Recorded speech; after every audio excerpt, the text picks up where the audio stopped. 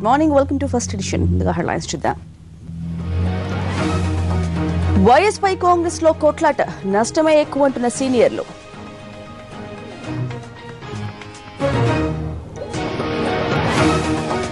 Court ముందుకు తార కీలక సమాచారం బడాబాబుల గుండెల్లో రైళ్లు.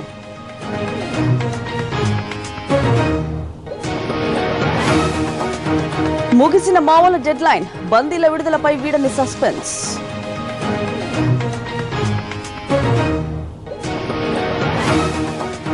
మోడీకి క్లీన్ చిట్ తో బీజేపీలో జోష్ పోరాటం ఆపేది లేదన్న జాకియా జాఫ్రీ.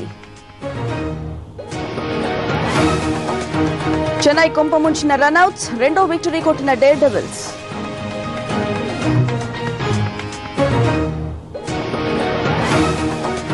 విషాద ప్రయాణానికి 100 ఏళ్లు టైటానిక్ బయలుదేరింది ఈ రోజే.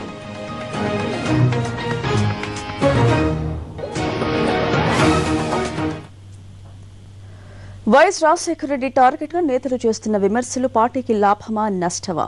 కాంగ్రెస్ లో ఇప్పుడు ఇదే హాట్ టాపిక్. పార్టీని 2 సార్లు అధికారంలోకి తెచ్చిన నేతగా ఇన్నాళ్లు కొనియాడిన వారే ఇప్పుడు వైఎస్ ను విమర్శిస్తున్నాడని సొంత పార్టీల నేతలు కొందరు జీర్ణించుకోలేకపోతున్నారు. గెలవడం కోసం ఇలా చేయాలా అన్న అభిప్రాయం వ్యక్తం చేస్తున్నారు సీనియర్స్. వైఎస్ అంటే కాంగ్రెస్, కాంగ్రెస్ అంటే వైఎస్ అంతగా ఆయన రాజకీయాలను ప్రభావితం చేశారు. అయితే ఇప్పుడు సీన్ మారింది. ఇన్నాళ్లు తమ భుజానికెత్తుకున్న మంత్రులు, సీనియర్ నేతలు వైఎస్ లక్ష్యంగా విమర్శలు చేస్తున్నారు. జగన్ పేరెత్తడానికి, ఆయనపై విమర్శలు చేయడానికి కూడా ఇష్టపడని నేతలు ఇప్పుడు మనసు మార్చుకున్నారు. అయితే ఇదంతా కేవలం ఉప ఎన్నికల కోసమేనన్న భావన పార్టీలో వ్యక్తమవుతోంది. ప్రధాన ప్రత్యర్థిగా మారిన జగన్ విమర్శించాలంటే కాంగ్రెస్ కు వైఎస్ అడ్డుగా మారారు. దీంతో ఈ విధంగా వారంతా రివర్స్ అటాక్ చేస్తున్నారనే అభిప్రాయం వ్యక్తమవుతోంది. ఖచ్చితంగా గెలిచి తీరాలంటూ అధిష్టానం ఒత్తిడి పెట్టడం, గెలవకుంటే భవిష్యత్తు ఉండదన్న కీలక నేతల భయం కూడా ఈ పరిస్థితికి కారణమనే వాదన వినిపిస్తోంది. వైఎస్ ఫోటోను వినియోగించుకోవడం పైన చర్చ జరుగుతోంది. కొంతమంది నేతలు అందరూ మాజీ సీఎంలలాగే వైఎస్ ను చూడాలంటున్నారు. పరోక్షంగా ఆయన ఫోటోలను తీసేయాలని కూడా మాట్లాడుతున్నారు. ఉప ఎన్నికల్లో లబ్ధి కోసం కొంతమంది కీలక నేతల సూచనలు, సలహాల మేరకే ఇదంతా జరుగుతోందని మరికొందరు నేతలు విమర్శిస్తున్నారు. దీనివల్ల లాభం కంటే నష్టమే ఎక్కువగా జరుగుతుందనేది వారి ఆందోళన. అయితే పైకి ఎవరూ మాట్లాడుకున్నా ఈ తీరును వారు తీవ్రంగా తప్పుపడుతున్నారు. ఇన్నాళ్లు ఇంద్రుడు చంద్రుడు అంటూ వైఎస్ను ఆకాశానికెత్తిన మనమే ఇలా విమర్శిస్తే ఉన్న పరువు కాస్తా పోతుందంటూ గుంటూరు జిల్లాకు చెందిన ఓ సీనియర్ ఎమ్మెల్యే రాయలసీమకు చెందిన మంత్రిని ఉద్దేశించి తీవ్ర స్వరంతో అన్నారు. ఇదిలా ఉంటే ఆ వైఎస్, జగన్ ఇద్దరి పేర్లను ప్రస్తావించాల్సిన అవసరమే లేదంటున్నారు సీనియర్ నేత పాలడుగు వెంకట్రావు. దయచేసి జగన్ విషయం సీబీచుకుంటుంది, రాజశేఖర విషయం అందులో వస్తూ ఉన్నాయి. మనం ఏ రకంగా కూడా ఆ విషయాల్లోకి వెళ్లకుండా కాంగ్రెస్ పార్టీకి ఉన్నటువంటి అనేక మేళ్లు ఉన్నాయి కాబట్టి వాటి ఈ ఎన్నికల్లో అంటే ఇంకా రాలేదనుకోండి, వచ్చే ఎన్నికల్లో ఖచ్చితంగా కాంగ్రెస్ పార్టీకి చెప్పుకోవడానికి చాలా పెద్ద మెటీరియల్ ఉంది. ఆ మెటీరియల్ని ఉన్నది వీళ్ళు తెలుసుకుని మాట్లాడితే మంచిది. 1999 తర్వాత రాష్ట్రంలో కాంగ్రెస్ పని అయిపోయిందనుకుంటున్న సమయంలో పార్టీకి గుర్తింపు వచ్చిందంటే అది వైఎస్ వల్లేనని, అలాంటిది ఆయన్నే విమర్శిస్తే తీవ్రంగా నష్టపోతామని అంటున్నారు సీనియర్లు. జగన్ను విమర్శించాలంటే ఆ పని ఆయన పార్టీలో ఉండి అధినేత్రి సోనియాను విమర్శించినప్పుడే మాట్లాడాల్సి ఉందని, అప్పుడు వదిలేసి ఇప్పుడు ఆయన కోసం వైఎస్ను కాదనుకుంటే దెబ్బతింటామనే భావన నేతల్లో ఉంది. ఇలాంటి వాటిని సీఎం కిరణ్, బొత్స సత్యనారాయణ అడ్డుకోవాల్సి ఉందంటున్నారు. విమర్శించడం అంటే ఇప్పుడు ఎవరు ఖాళీ పేపర్లో చూస్తున్నాము, మరి ఆ పేపర్లో రాసింది మరి ఎవరు విమర్శిస్తున్నారు, ఏం చేస్తున్నారు అనేది ఎవరి దృష్టికి రాదు. అది ఏమన్నా ఉంటే నష్టమా లాభమా చెప్పండి. ఇప్పుడు నష్టము లాభం అనేది ఇప్పుడు ఉన్నాడు ముఖ్యమంత్రి గారు, వాడు కానీ సోనియా గాంధీ గారు చూస్తారు. మాకు ఇప్పుడు లాభము నష్టము అనేది ఇప్పుడున్న ప్రభుత్వంలో ఏదైతే మా ముఖ్యమంత్రి గారు కిరణ్ కుమార్ రెడ్డి గారు ఉన్నారు, మరి బొత్స సత్యనారాయణ పిసిసి ప్రెసిడెంట్ గారు ఉన్నారు, వారు దాన్ని మాట్లాడి చూసి మరి అది ఇప్పటి వరకైతే అటువంటి విమర్శలు అయితే ఎవరు చేయలేదు, చేసిన వాళ్ళు ఉంటే మరి వాళ్ళు చూస్తారని చెప్పి నేను అనుకుంటాను. ఈ పరిణామాలను ప్రజలు ఎలా చూస్తారో ఏమో కానీ కాంగ్రెస్ లో మాత్రం పెద్ద దుమారమే రేపుతోంది. వైఎస్ కు అత్యంత సన్నిహితంగా ఉన్న మంత్రి కొండ్రు మురళి లాంటి వారే ఇప్పుడు ఆయనకు వ్యతిరేకంగా మాట్లాడడం పార్టీకి ఏ మేరకు ప్లస్ అవుతుందో చూడాలి. జగన్ టార్గెట్ చేసే విషయంలో తమ వ్యూహం సరిగ్గా లేదని టీడీపీ నేతలు భావిస్తున్నారా? జగన్ కొత్త వ్యూహాలతో దూసుకెళ్తుంటే తాము మాత్రం పాత పద్ధతుల్లోనే రాజకీయం చేస్తున్నామని పార్టీ సీనియర్లు అభిప్రాయపడుతున్నారా? ప్రస్తుతం తెలుగు తమ్ముళ్లలో ఇదే హాట్ టాపిక్. అంతేకాదు జగన్ టార్గెట్ చేసే విషయంపై సరికొత్త స్కెచ్ కోసం మెదడుకు పని పెట్టింది పార్టీ అధినాయకత్వం. టీడీపీని సెంటిమెంట్ ఫీవర్ వణికిస్తోంది. తెలంగాణలో ప్రాంతీయవాదం, సీమాంధ్రలో వైఎస్ఆర్, ఈ రెండు సెంటిమెంట్లు ఎల్లో పార్టీని బాగా దెబ్బతీస్తున్నాయి. తెలంగాణలో విభజన సమస్యను ఓ కొలిక్కి తెచ్చేందుకు ఇప్పటికీ పార్టీ కింద మీద పడుతోంది. అయితే ఈ సమస్యను ఎలాగైనా పరిష్కరించగలమనే ధీమా పార్టీ నేతల్లో కనిపిస్తోంది. కానీ సీమాంధ్రలో ఫాదర్ సెంటిమెంట్ను బేస్ చేసుకుని రాజకీయం చేస్తున్న జగన్ను ఎలా టార్గెట్ చేయాలో తెలియక పార్టీ డైలమాలో ఉందనే చెప్పాలి.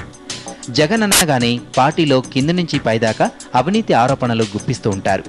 కానీ అవినీతి అనే అంశాన్ని ప్రజలు పెద్దగా పట్టించుకునే నేపథ్యంలో జగన్ విషయంలో వ్యూహం మార్చాలని పార్టీ కూడా భావిస్తోంది.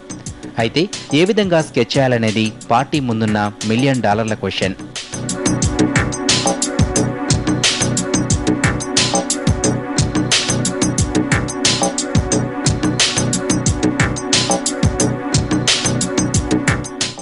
ప్రస్తుతం జగన్ విషయంలో పార్టీ అనుసరిస్తున్న వ్యూహాలన్నీ పాత పద్ధతుల్లో ఉన్నాయనేది పార్టీలో వ్యక్తమవుతున్న అభిప్రాయం.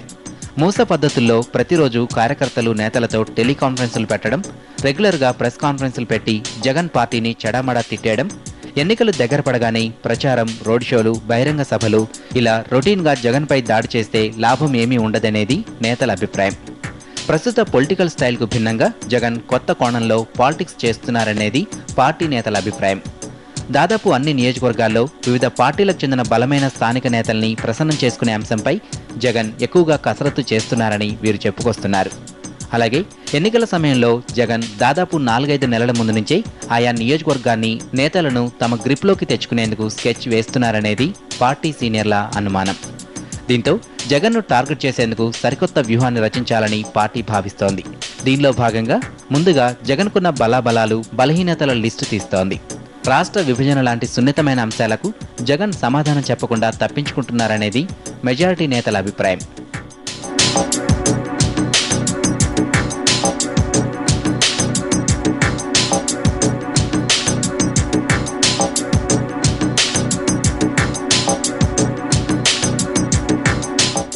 ఇవన్నీ జగన్కు అడ్వాంటేజ్గా మారుతున్నాయని, ఇలాంటి అంశాల్లో ఎలాంటి స్కెచ్ రూపొందించాలనే అంశంపైన పార్టీ తర్జన భర్జన పడుతోంది. మొత్తం మీద జగన్ను టార్గెట్ చేసుకునే విషయంలో పాత పద్ధతులకు గుడ్ బై చెప్పి కొత్త విధానాలకు శ్రీకారం చుట్టాలనేది పార్టీ భావన. జగన్ను టార్గెట్ చేస్తూ ముందస్తు ఉప ఎన్నికల ప్రచారంలో దూసుకుపోతున్నారు పిసిసి చీఫ్ బొత్స. కడప జిల్లా పర్యటన తొలి రోజు రాయచోటి, రాజంపేటలో రౌండ్ వేసిన సత్తిబాబు ఇవాళ రైల్వే కోడూరులో పర్యటించనున్నారు. అయితే బొత్స పర్యటనకు రాజంపేట ఎంపీ సాయి ప్రతాప్, మంత్రి డిఎల్ గైర్హాజరు కావడం పార్టీలో విభేదాల్ని మరోసారి బహిర్గతం చేసింది.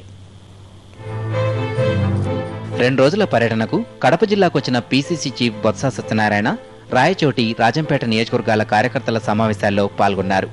రాయచోటితో పాటు రాజంపేటలో కూడా కార్యకర్తలు భారీ సంఖ్యలో హాజరై సత్తిబాబుకు ఆహ్వానం పలికారు.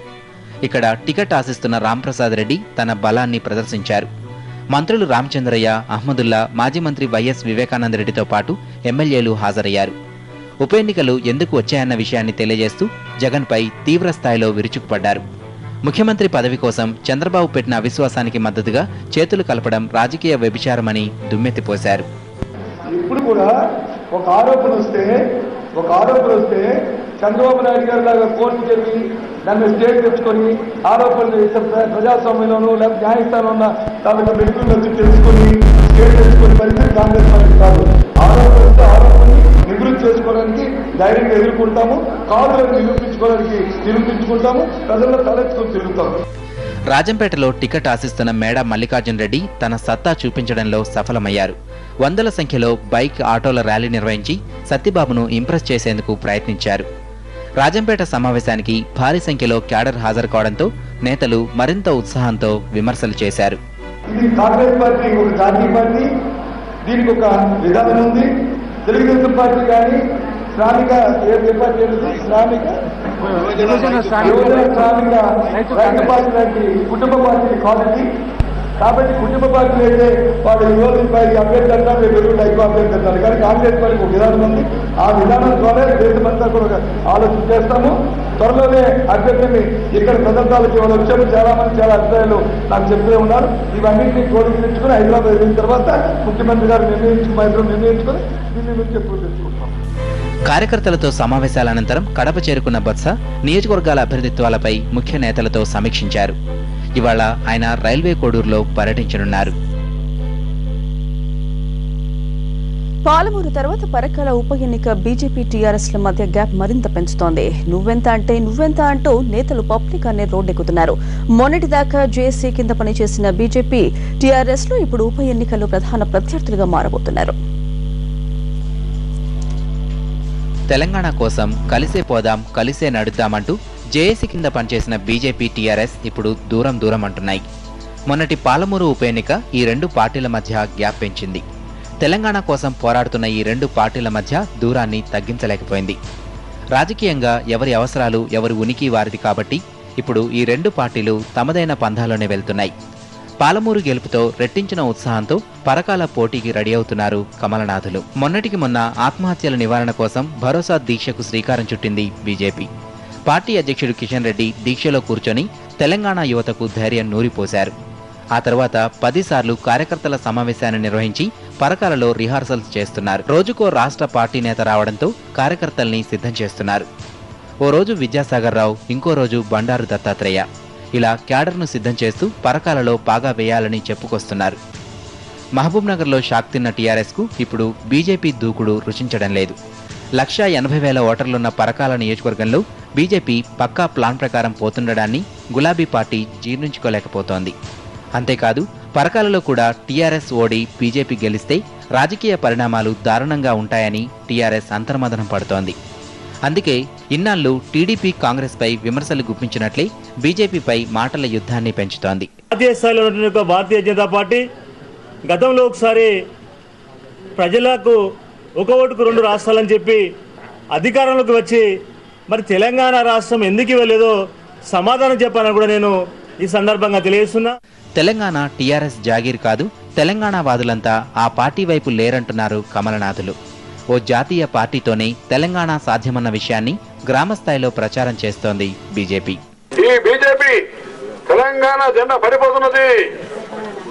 పడిపోతున్నటువంటి జెండాను ఎత్తుకొని ఢిల్లీకి తీసుకుపోయే శక్తి ఎవరికి ఉన్నదంటే ఒక్క బీజేపీకే ఉన్నదనేటువంటి విషయాన్ని మనం. అటు కిషన్ రెడ్డి, ఇటు బండారు సహా నేతలంతా పరకాలలో వచ్చి మకాం వేసి ప్రచారం చేస్తుంటే ఏం చేస్తున్నారని తెలంగాణ భవన్ నుండి ఫోన్ల మీద ఫోన్లు రావడంతో జిల్లాలో నేతలు అలర్ట్ అయ్యారు. బీజేపీ అలా కామెంట్ చేయడం సరికాదని కౌంటర్ ఇచ్చారు. ఒకవేళ తెలంగాణ పట్ల నిజాయితీగా నిబద్ధతతో పోరాటం చేసేందుకు ముందుకు వచ్చిన వాళ్ళైతే మీరు మా పార్టీ అభ్యర్థిని, మా పార్టీకి మీరు ముందుండి బలపరిచి తెలంగాణ వాదాన్ని గెలిపించుకోవాల్సిన బాధ్యత వారిపైన ఉందని మేము డిమాండ్ చేస్తున్నాం. తెలంగాణ వాదాన్ని పైకి తీసుకొచ్చిన రెండు పార్టీల మధ్య దూరం పెరగడం విద్యార్థులు, మేధావులకు రుచించడం లేదు. ఇంతకీ జేఏసీ ఏం చేస్తోందని మండిపడుతున్నారు. తెలంగాణ రాష్ట్రాన్ని సాధించే దిశలో ఒక జాతీయ పార్టీని కలుపుకొని పోవాల్సినటువంటి కనీస కర్తవ్యము టీఆర్ఎస్కు ఉన్నది, విద్యావంతుల వేదికలకు ఉన్నాయి. అదేవిధంగా జాక్ చైర్మన్ కూడా అది ఎక్కువ ప్రధానంగా ఉన్నది. టీఆర్ఎస్ బీజేపీ మధ్య పాలమూరులో మొదలైన సమరం పరకాలలో మరింత ఉధృతంగా మారే సూచనలు కనిపిస్తున్నాయి. మద్యం సిండికేట్ల కేసులో అరెస్ట్ అయిన నున్న రమణ సంచలన ప్రకటన చేశాడు. 4 మంత్రులు కలిసి తనపై కుట్ర చేస్తున్నారని ఆరోపించాడు. బెయిల్ మంజూరైన రోజే మరో కేసులో అతన్ని విశాఖ జిల్లా పోలీసులు అరెస్ట్ చేశారు. ఖమ్మం మద్యం సిండికేట్ కింగ్ నున్న రమణ మరోసారి సంచలన వ్యాఖ్యలు చేశాడు. మద్యం సిండికేట్ వ్యవహారంలో అరెస్టై 90 రోజులు జైల్లో ఉన్న రమణను మరో కేసులో పోలీసులు అరెస్ట్ చేశారు. చెర్లపల్లి జైల్లో ఉన్న అతన్ని విశాఖపట్నం చింతపల్లి పోలీసులు తీసుకెళ్లారు. ప్రిజనర్ ట్రాన్సిట్ వారెంట్ జారీ కావడంతో నున్నాను ఇక్కడి నుంచి పోలీసులు తీసుకుని వెళ్లారు. సోమవారం రమణకు బెయిల్ మంజూరైంది. అయితే విడుదల కాకముందే పిట్ వారెంట్ కింద అతన్ని అరెస్ట్ చేశారు. 2006 సంవత్సరంలో గంజాయి అక్రమ రవాణా కేసులో నున్నా రమణ నిందితుడు. ఈ కేసులో అప్పుడే అరెస్ట్ అయ్యాడు. తర్వాత బెయిల్పై బయటకు వచ్చినా కోర్టుకు హాజరు కాలేదు. దీంతో రమణను అరెస్ట్ చేసి కోర్టులో హాజరుపరచాలని ఆదేశాలు జారీ అయ్యాయి. మరోవైపు నున్నా రమణ మరోసారి సంచలన వ్యాఖ్యలు చేశాడు. ఎక్సైజ్ శాఖ మంత్రి మోపిదేవి వెంకటరమణ పేరును ఏసీబీకి చెప్పినందునే తనపై కుట్ర పన్నారని, అందుకే తనను కేసుల్లో ఇరికిస్తున్నారని ఆరోపించాడు. మంత్రితో పాటు మరికొంతమంది ఎమ్మెల్యేల పేర్లు ఏసీబీకి చెప్పాడు రమణ. మరో 3 మంత్రులు కూడా తనపై కుట్ర చేస్తున్నారన్నాడు. ఈ విధంగా చేయడానికి మోపిదేవి వెంకటరమణే కారణం. అతను వాళ్ళ ఒత్తిడి వల్లనే, కొంతమంది మంత్రులు ఒత్తిడి వల్లనే ఈ విధంగా జరుగుతుంది. కొంతమంది మంత్రులు, కొంతమంది ఎమ్మెల్యేలు ఉన్నారు, వాళ్ళందరి ఒత్తిడితోనే జరుగుతుంది. నేను మంత్రుల పేర్లు వాళ్ళ పేరు చెప్పిననే ఉద్దేశంతో వేరే ఏం లేదు. అయితే ఆ 3 మంత్రులెవరు, వారికి తనకున్న సంబంధం ఏంటి అన్నది ఇప్పుడు మిస్టరీగా మారింది. ఈ 3 పేర్లను త్వరలోనే బయట పెడతానని నున్నా ప్రకటించాడు. తారా చౌదరి కేసు రోజుకో మలుపు తిరుగుతోంది. తారాను కస్టడీలోకి తీసుకున్న పోలీసులు ఈ వగలాడి వలపు చక్రంలో ఇరుక్కున్న పెద్దల లిస్టును బయటపెట్టే పనిలో పడ్డారు. నిన్న రాత్రి ఆమె ఇంట్లో సోదాలు నిర్వహించిన పోలీసులు కీలక ఆధారాలు సేకరించారు. ప్రముఖుల వివరాలతో కూడిన సీడీలు, ల్యాప్టాప్ ను స్వాధీనపరుచుకున్నారు. ఈ రోజు కోర్టులో ప్రవేశపెట్టడంతో ఎవరి పేర్లు బయటకు వస్తాయో అని దానిపై సస్పెన్స్ నెలకొంది. సినిమాల్లో అవకాశం కల్పిస్తానని అమాయక యువతులను వ్యభిచార రొంపిలోకి దించుతున్న కేసులో నిందితురాలు తారా చౌదరిని కస్టడీలోకి తీసుకున్న పోలీసులు ఇన్వెస్టిగేషన్ను స్పీడప్ చేశారు. తారా కేసులో తీగ లాగిన కొద్దీ డొంక కదులుతుండటంతో తారా తీగ చుట్టుకున్న బడాబాబుల బతుకులను బయటపెట్టేందుకు పోలీసులు రెడీ అవుతున్నారు. 2 రోజులుగా తారాను ప్రశ్నిస్తున్న పోలీసులు ఆమె నుంచి కీలక సమాచారం రాబట్టారు. తారా ఇచ్చిన సమాచారం ఆధారంగా ఆమె నివాసంలో సోదాలు జరిపారు.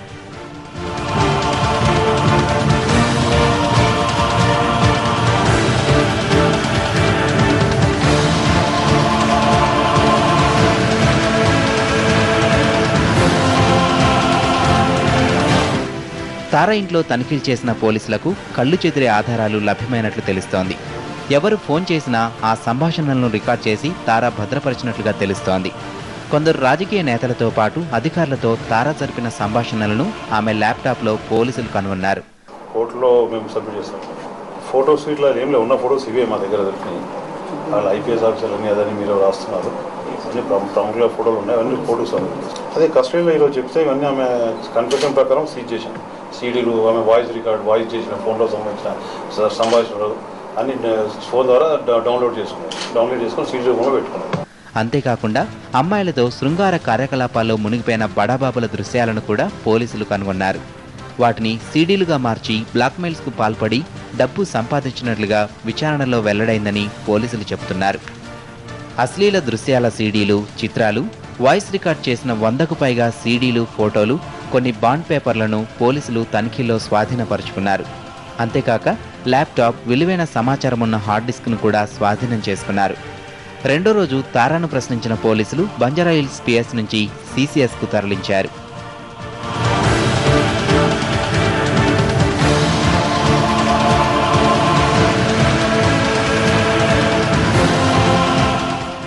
అయితే తారా మాత్రం తనను కావాలని కేసులో ఇరికించారంటోంది. సోదాలు జరుగుతున్న సమయంలో ఆమె ఏడుస్తూ కనిపించింది. చంపుతామని బెదిరింపులు వస్తున్నాయన్న ఆమె పోలీసులు సైతం తన నుంచి బలవంతంగా సమాచారం రాబడుతున్నారని ఆరోపించింది. ఎలాంటి తప్పు చేయలేదంటూనే తనకు రక్షణ కల్పించాలని కోరుతోంది. నాకు గతంలో 2-3 ఇయర్స్ బ్యాక్ నాకు ఫోన్లు చేసి పడుకుందురా అని చెప్పేసి నన్ను బెదిరించి ఇంటికి వచ్చి బెదిరించిన సందర్భాలు ఉన్నాయి. అవి నేను సేఫ్టీగా సేవ్ చేసి పెట్టాను, రికార్డ్ చేశాను. నా ప్రాణభయం కోసం నాకు సేఫ్ సైడ్ గా పెట్టుకున్నాను. అవి పెట్టుకున్నా సరే ఎప్పుడు వాళ్ళ గురించి బయట పెట్టాలని నేను అనుకోలేదు, ఎందుకంటే వాళ్ళు పెద్దవాళ్ళు కాబట్టి. కానీ ఈ రోజు ఏంటంటే అది అనేది పోలీసులు ఆ రికార్డింగ్స్ అనేది నా దగ్గర మెమొరీ కార్డ్స్ లో నా ఫ్యామిలీ ఫొటోస్ ఉన్నాయి, అవి సేవ్ చేసి పెట్టాను. 2-3 తప్పితే ఇంకా నా దగ్గర ఎలాంటి ఒకటండి అవన్నీ నేను చెప్పాలంటే అవన్నీ పోలీసులకే తెలుసు. రాజకీయ నేతలు కొందరు తనను ఉపయోగించుకుంటున్నారన్న తారా సమయం వచ్చినప్పుడు వారి గుట్టు బయట పెడతానంటోంది. తాను అమాయకురాలనని, ఆర్టిస్టును కాబట్టే సినిమా వాళ్లతో సంబంధాలున్నాయని చెప్తోంది. అమ్మాయిలెవరిని వ్యభిచారంలోకి లాగలేదని అంటోంది. మరోవైపు తారా ఇంట్లో స్వాధీనపరుచుకున్న కీలక సమాచారాన్ని పోలీసులు ఇవాళ కోర్టులో ప్రవేశపెట్టనున్నారు. దీంతో ఎవరి పేర్లు బయటికి వస్తాయోనన్న ఉత్కంఠ నెలకొంది.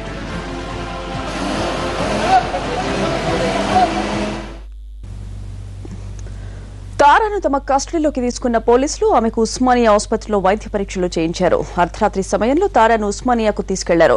కొందరు రాజకీయ నేతలు తనను చంపేస్తామని బెదిరించి తన పట్ల అసభ్యంగా ప్రవర్తించారని తారా ఆరోపిస్తోంది.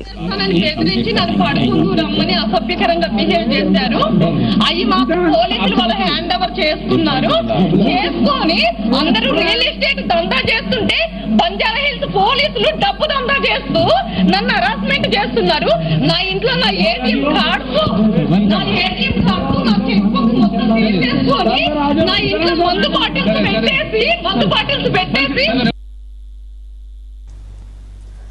సైదాబాద్ మాదన్నపేటలో కొనసాగుతున్న కర్ఫ్యూను ఇవాళ 4 గంటల పాటు సడలించనున్నారు. ఉదయం 11 గంటల నుంచి మధ్యాహ్నం 3 గంటల వరకు కర్ఫ్యూ ఉండదని పోలీసులు ప్రకటించారు. నిత్యావసర వస్తువులు కొనుగోలు చేసేందుకు తాత్కాలికంగా సడలించిన ప్రభుత్వం పూర్తిగా ఎత్తివేసే అంశంపై మాత్రం ఎటూ తేల్చుకోలేకపోతోంది. హైదరాబాద్లోని సైదాబాద్ మాదన్నపేట పోలీస్ స్టేషన్ల పరిధిలో విధించిన కర్ఫ్యూతో జనం నానా ఇబ్బందులు పడుతున్నారు. షాపులు తెరుచుకోకపోవడంతో నిత్యావసర వస్తువుల కోసం కిలోమీటర్ల దూరం వెళ్లాల్సి వస్తోంది. పాలు, కూరగాయలు, పప్పు ధాన్యాల కోసం వారు పడుతున్న కష్టాలు అన్నీ ఇన్ని కాదు. కర్ఫ్యూ వల్ల బస్సులు, ఆటోలు ఏవీ అందుబాటులో లేకపోవడంతో ఎంత దూరమైనా కాలినడకనే వెళ్తున్నారు. సరుకు అమ్మే అవకాశం లేకపోవడంతో మార్కెట్లలో కూరగాయల వ్యాపారులు కూడా నష్టపోతున్నారు.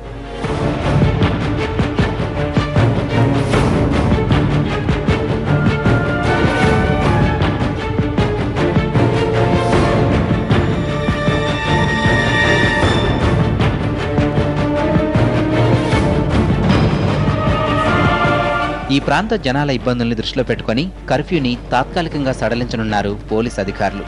ఈ రోజు ఉదయం 11 గంటల నుంచి మధ్యాహ్నం 3 గంటల వరకు కర్ఫ్యూని సడలిస్తారు. ప్రజలు నిత్యావసర వస్తువులు కొనుగోలు చేసుకునేందుకై ఈ సడలింపు అని అధికారులు చెబుతున్నారు. దీంతో మాదన్నపేట, సైదాబాద్ ప్రాంతాల్లో షాపులు తెరుచుకోనున్నాయి.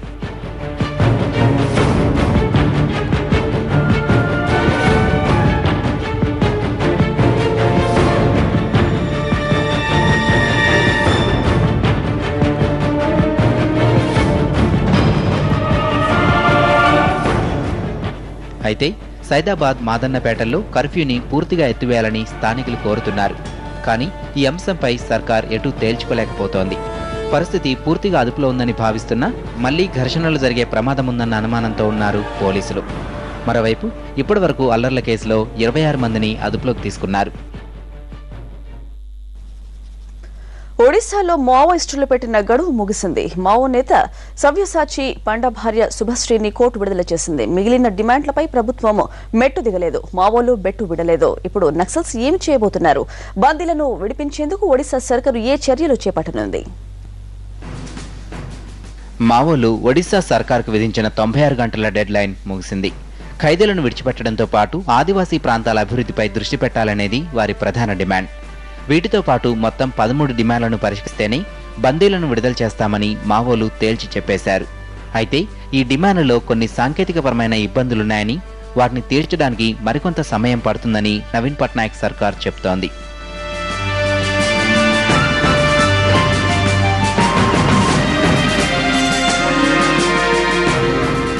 మావోల ప్రధాన డిమాండ్ అయిన సవ్యసాచి పాండా భార్య శుభశ్రీని విడిచిపెట్టాలనే అంశంపై ప్రభుత్వం సానుకూలంగా స్పందించింది.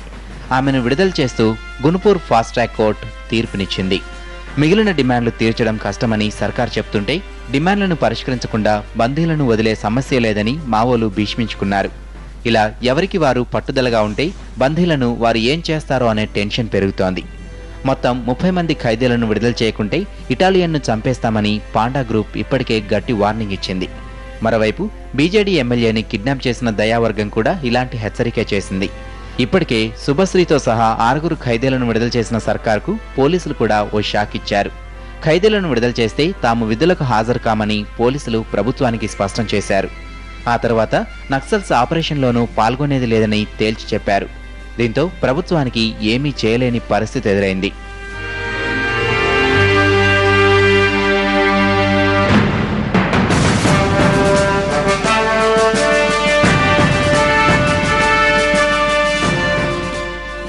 అయితే ఆ 30 మంది ఖైదీలను విడుదల చేసే విషయంలో న్యాయపరమైన చిక్కులున్నాయని, వాటిని పరిశీలిస్తున్నట్లు ప్రభుత్వ ప్రధాన కార్యదర్శి తెలిపారు.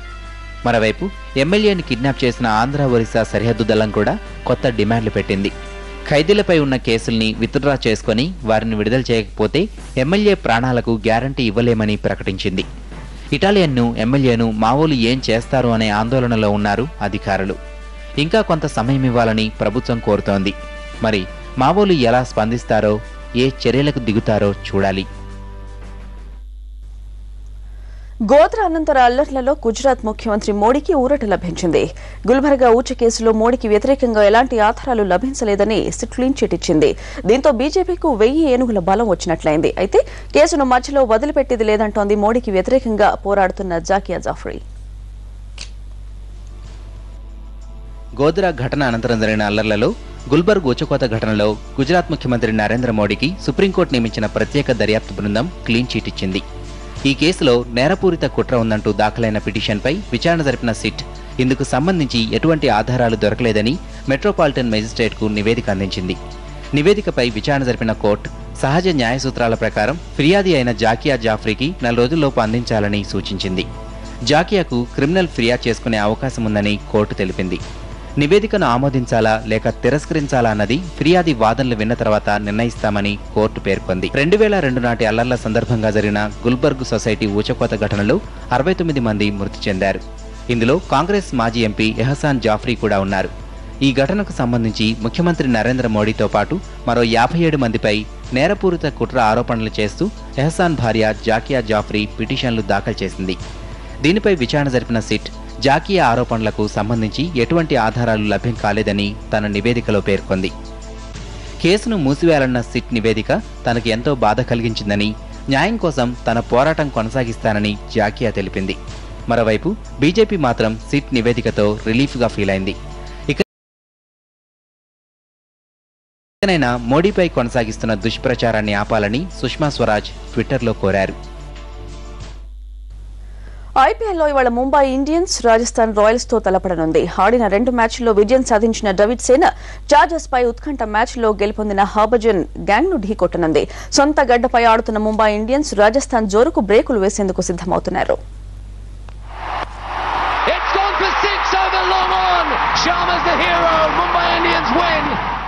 చార్జర్స్ పై విజయంతో గట్టెక్కింది ముంబై ఇండియన్స్. ఆఖరి ఓవర్లో 18 పరుగులు అవసరమైన సమయంలో రోహిత్ శర్మ అద్భుత బ్యాటింగ్తో ముంబైని గెలిపించాడు. ఆడిన 3 మ్యాచ్ల్లో 2 విజయాలతో ఉన్న ముంబై ఇవాళ స్ట్రాంగ్గా ఉన్న రాజస్థాన్ ఢీకొట్టనుంది. మలింగ, మునాఫ్, పొలార్డ్, హర్భజన్లతో ముంబై బౌలింగ్ పటిష్టంగా ఉంది. అయితే హర్భజన్ గ్యాంగ్ను ముఖ్యంగా వేధిస్తున్న సమస్య బ్యాటింగే. పూణే మ్యాచ్లో స్వల్ప స్కోర్ను ఛేదించలేకపోయిన ఆ టీం చార్జర్స్పై 139 రన్స్ చేయడానికి ఆపసోపాలు పడింది. సచిన్ గాయంతో దూరమవడం టాప్ ఆర్డర్పై ప్రభావం చూపుతోంది. ఇక టోర్నీలో అంతగా అంచనాలు లేకుండా బరిలోకి దిగిన రాజస్థాన్ ఆడిన 2 మ్యాచ్ల్లో గెలిచి అదుర్స్ అనిపించింది. తొలి మ్యాచ్లో సెంచరీ మిస్ అయిన రహానేతో పాటు ద్రవిడ్, హర్జ్, ఓవైస్ షాతో బ్యాటింగ్ స్ట్రాంగ్గా ఉంది. ఇక అతి తక్కువ ధరకే కొనుగోలు చేసిన కూపర్ అటు బ్యాటింగ్లోనూ ఇటు బౌలింగ్లోనూ ఎరగదీస్తున్నాడు. వాట్సన్ లాంటి ఆల్రౌండర్ లేని లోటును పూడుస్తున్నాడు. విజయపథాన ఉన్న ద్రవిడ్ గ్యాంగ్ మరోసారి తమ సత్తా చాటి హ్యాట్రిక్ విక్టరీ కొట్టాలనే ఊపుతో ఉంది. గత ఏడాది ముంబై ఆడిన 2 మ్యాచ్ల్లోనూ రాజస్థాన్ గెలవడం ఆ టీంలో మరింత ఉత్సాహాన్ని నింపుతోంది. ఇవాళ the great ship Titanic count down మొదలైన రోజు. విహారయాత్ర విషాదయాత్రగా మిగిలిపోయిన రోజు. ఏప్రిల్ 10, 1912 ఇంగ్లాండ్ పోర్ట్ నుంచి బయలుదేరిన టైటానిక్ సరిగ్గా 4 రోజుల ప్రయాణం తర్వాత ఏప్రిల్ 15 తెల్లవారుజామున 2:20 నార్త్ అట్లాంటికాలో మునిగిపోయింది. ఈ విషాదంలో సుమారు 1514 మంది సముద్ర గర్భంలో కలిసిపోయారు.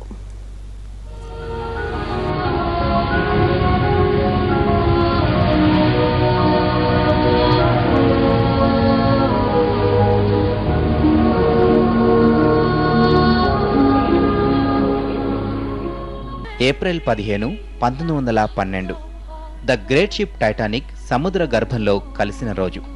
ప్రపంచంలోని అతిపెద్ద ప్రయాణికుల ఓడ కనుమరుగైన రోజు. విహారయాత్ర విషాద యాత్రగా ముగిసిన రోజు. వందలాది మంది ప్రాణాలు నీటిలో కలిసిన రోజు. బుధవారం తెల్లవారుజామున 2:20 ఆ విషాదానికి సరిగ్గా 100 ఏళ్లు.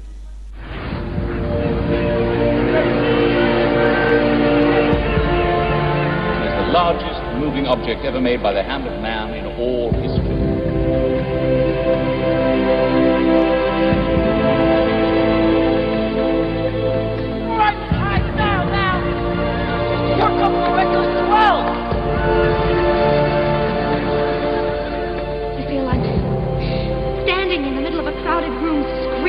top of my lungs and no one even looks up. Titanic ప్రపంచంలోనే అతిపెద్ద ఓడ. సరిగ్గా 100 సంవత్సరాల క్రితం ఏప్రిల్ 10, 1912న ఇంగ్లాండ్ పోర్టు సిటీ నుంచి 2224 ప్యాసింజర్స్తో బయలుదేరింది. నాటి టెక్నాలజీతో అత్యంత ఆధునికంగా ఎంతో అద్భుతమైన కళతో రూపొందించిన టైటానిక్ 4 రోజుల తర్వాత ఏప్రిల్ 14 రాత్రి 11:40 నార్త్ అట్లాంటికా ప్రాంతంలో ప్రయాణిస్తోంది. కొందరు నిద్రలో మునిగిపోయి ఉండగా మరికొందరు ఆటపాటలతో సందడిగా ఎంజాయ్ చేస్తున్నారు. అయితే ఇంతలో పెద్ద శబ్దం. కొండచర్యను ఢీకొట్టింది టైటానిక్. 11:50 టైటానిక్ మునిగిపోవడం ఆరంభించింది. ఎంతో ప్రశాంతంగా ఆహ్లాదంగా ఉన్న ఆ ప్రాంతం ఒక్కసారిగా ఆహాకారాలతో దద్దరిల్లింది. రోదనలు మిన్నంటాయి. ఏం జరుగుతుందో వాళ్లకు తెలుస్తోంది. కానీ ఎలా తప్పించుకోవాలో మాత్రం తెలియడం లేదు. రక్షణ సిబ్బంది చిన్న పడవలతో కాపాడే ప్రయత్నం చేశారు. కానీ చేయి దాటిపోయింది. సరిగ్గా 2:20 టైటానిక్ పూర్తిగా మునిగిపోయింది. 2224 మందిలో దాదాపు 1514 మంది ఓడతో పాటే సముద్ర గర్భంలో కలిసిపోయారు.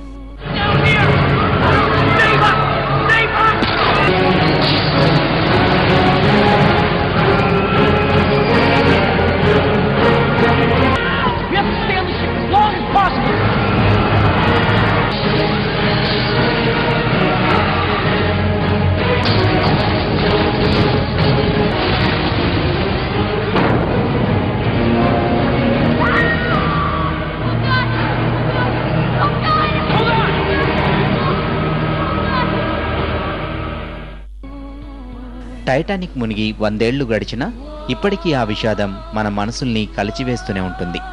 అందుకే టైటానిక్ గుర్తుగా ఇంగ్లాండ్, ఐర్లాండ్, కెనడా, యుఎస్లో క్యాలెండర్, స్టాంప్స్, కాయిన్స్, బుక్స్ ప్రత్యేకంగా ముద్రిస్తున్నారు. అంతేకాదు 100 ఇయర్స్ సెలబ్రేషన్స్ గుర్తుగా 1997లో తాను తీసిన టైటానిక్ను దర్శకుడు జేమ్స్ కెమెరూన్ వైట్ 3Dలోకి రీసెంట్గా రిలీజ్ చేశాడు కూడా.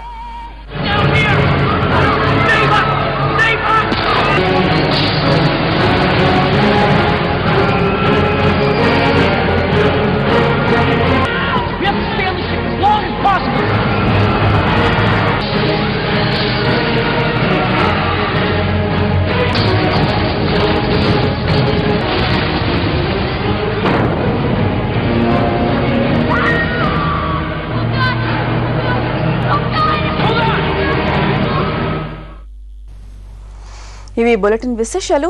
జనగణమన పాడండి, మన దేశాన్ని గౌరవించండి. నమస్తే.